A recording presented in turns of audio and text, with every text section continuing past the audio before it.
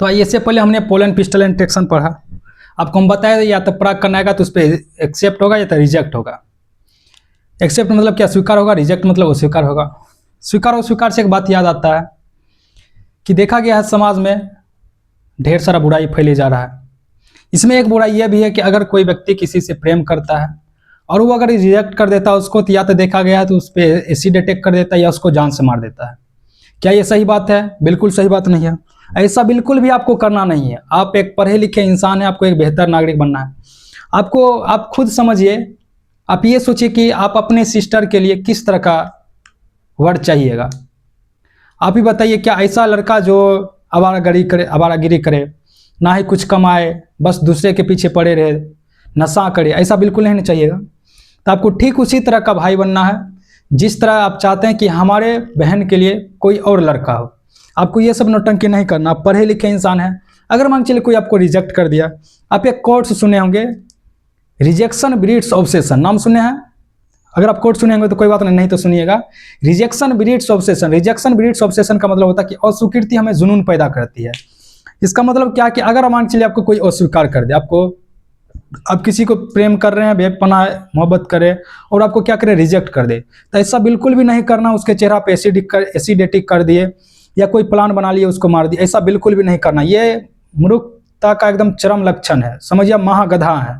ऐसा बिल्कुल भी नहीं करना। आपको अपने काम पे ध्यान देना है। अगर आपके पास कुछ भी ना हो जीवन में तो आपको अपना काम करने के लिए हो। आप मान चलिए कोई भी काम कर रहे हैं, किसी भी फील्ड में कर रहे हैं, आप 8 से 10 घंटा आप अपना काम कर सकते हैं। लेकिन आप क्या बताइए, किसी भी व्यक्ति से आप 8 से 10 घंटा बतिया सकते हैं?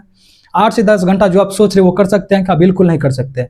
आपको हमेशा क्या करना, अपने काम पे ध्यान देना। अगर कोई रिजेक्ट करे, एकदम ठीक है, उसके बारे में जरा सा भी गलत नहीं बोलना है, या कहीं जाकर उसके बारे में गलत बोल रहे हैं कि ऐसे है वैसे, ये सब बिल्कुल नौटंकी नहीं करना। सिंपल है, ठीक है, आपको रिजेक्ट कर दिया, कोई बात नहीं, ये लोकतंत्र है, सबका अपना अपना मन चलता है, कोई भी किसी को चाह सकता है, जरूरी थोड़ी ना है। अगर आप पढ़े होंगे क्लास 9th में या आप 11th में कहीं भी पढ़े होंगे, ऊर्जा के संरक्षण का सिद्धांत सुने हैं? ऊर्जा का संरक्षण का सिद्धांत क्या कहता है? Law of conservation of energy कहता है कि ऊर्जा को ना ही उत्पन्न किया जा सकता, ना ही नष्ट किया जा सकता है, इसे सिर्फ एक रूप से दूसरे रूप में बदला जा सकता है। ठीक उसी तरह से law of conservation of love भी आजकल एकदम फेमस हो रहा है, यानी कि प्यार के संरक्षण का सिद्धांत। ये क्या कहता है? लव सुनने में थोड़ा अच्छा लग रहा है कि प्यार को ना ही उत्पन्न किया जा सकता, ना ही इसे नष्ट किया जा सकता है, सिर्फ इसे एक बाबू से दूसरे बाबू में ट्रांसफर किया जा सकता है, कुछ समय, इमोशन और सेल्फ रेस्पेक्ट का हानि करके। इसको इंग्लिश में बोल देते हैं, जो इंग्लिश मीडियम से वो अच्छा से समझ पाइएगा। लॉ ऑफ लव कंजर्वेशन, यानी कि लव कंजर्वेशन क्या कहता है कि love neither be generated nor be created, it can only transfer from one बाबू टू अदर बाबू with loss of some time, emotion and self respect. तो आपको ये सब बकवास नहीं करना है। आप जीवन में अच्छा से अच्छा काम करिए। हम मानव ऐसे थोड़ी ना पैदा हो लिए हैं, हमको भी अपने देश में, अपने समाज में कुछ योगदान दे के जाना है। ये प्रेम उरेम तो होता ही रहेगा, प्रेम तो बेसिक नीड है ही मानव का।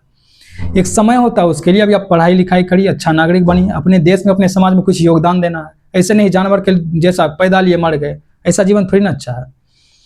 तो चलिए, यहाँ तक आप लोग ध्यान रखिएगा कि ऐसा बिल्कुल भी आपको जीवन में नहीं करना है। अगर मान चलिए आपके सिस्टर के साथ कोई एसिड अटैक करा, उसको जान से मारने का धमकी दे रहा, आपके अंदर क्या भावना आएगा बताइए? तो ठीक उसी तरह से दूसरे के सिस्टर के लिए सोचना है, वो भी किसी की सिस्टर है।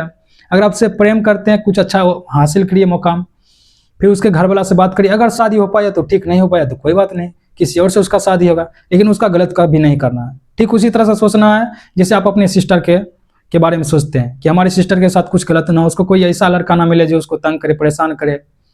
तो ऐसा बिल्कुल भी नहीं करना है।